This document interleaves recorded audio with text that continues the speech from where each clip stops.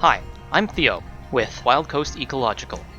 Here's a look at our 2022 Ecological volunteer sites across the city of Vancouver.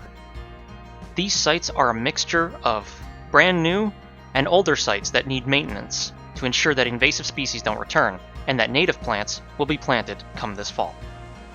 First up was our first site, MacKay Creek in North Vancouver.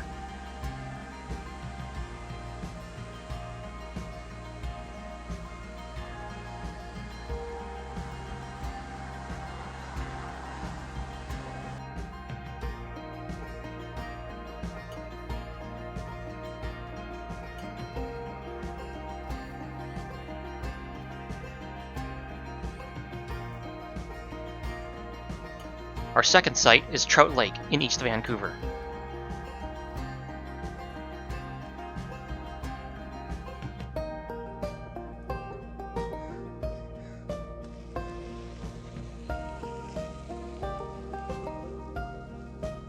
And our third site is Malvern Park.